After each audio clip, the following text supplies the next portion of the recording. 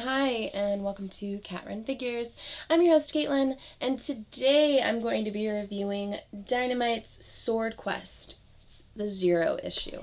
So, first off, I picked it up just because not only did it have a really great write-up in a previous catalog a while back, but, an introductory price of 25 cents, you really can't beat that. So, definitely with what Dynamite's been doing with a lot of the books that they've been relaunching and bringing out. Red Sonja in particular, I've been in love with. Vampirella, I didn't like as much.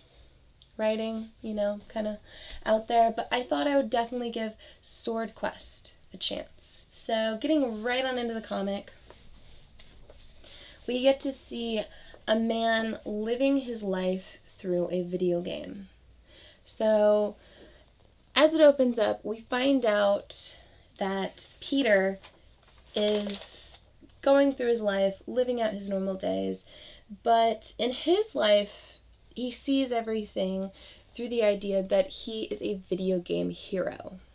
Instead of, he lives this mundane life of, I work in an office, and, now my home's been burnt to the ground, so now I have to go live with my mother. Well, you find out that he's actually sick, and Peter has less than a year to live. The doctors clocked him at about 6 months. So, of course, you get to see a little bit of Donkey Kong, him getting knocked over, some barrels. And throughout, he's just trying to make life better through his own eyes. I feel like he's so depressed with how things are going in his own world that he's trying to escape it. That's the way that a lot of us feel throughout different hard times. But he has to go home. And he goes home to live with his mom, and he finds out that his mother has been renting out his bedroom as kind of a live-in B&B type style. And yes, there's floral wallpaper everywhere. Yep, exactly what he wants. So, thankfully, she has kept a bunch of his video games stuffed in a box in the closet. One of them being his Atari console. And in it, we find a bunch of Swordquest memorabilia. So, Swordquest apparently is something that he and his two best friends were so obsessed with when they were children that it basically was their entire world. And there was this huge competition that they were so invested in themselves. So, we get to find out that his friends that he used to play this game with, they've moved on in their lives. One of them, she just got engaged. Another one is a finalist for some chef show, something along the lines of one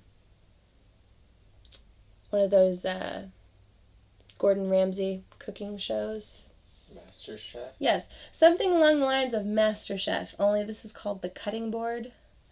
And it's them going through social media and him basically stalking his old friends.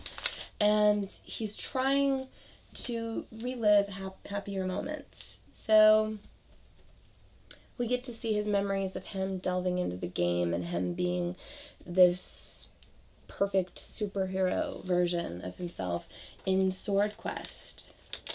And we do get to see that he and his friends didn't win the contest, but no one ever did, which is kind of awkward. So potentially there's still a prize out there, including a jewel-encrusted sword and a cash prize. So as we close out on into the story, we get to see what exactly is going to happen with Peter. Is he going to delve into this game like never before? Is he going to immerse himself in Swordquest's new adaptation new to him, new adaptation from over 20 years ago called Real World? Is he going to go in search of this jewel-encrusted sword. So I gotta tell you, I liked this book. I liked the way it was written. I liked the fact that he actually was able to escape the harshness of his own reality. Probably my biggest disappointment in this book is the art. I really loved this cover in particular, and a lot of the other covers that came out with this. I really want to find cover B because that's gorgeous. And George Perez also had a fantastic cover right there, which clearly no one's going to get their hands on because, you know, George Perez is awesome. But the art throughout was kind of disappointing for me. I liked it when it was in the actual gameplay world of his life, but when it was just him, I felt like the art was kind of disappointing. But all in all, I liked this. Am I going to pick up the next issue? We'll see. If I see it in a shop, I might grab it. I'm not necessarily going to add it to my pull list, and I'm not necessarily going to go out of my way to try to track it down if my shop doesn't order anymore.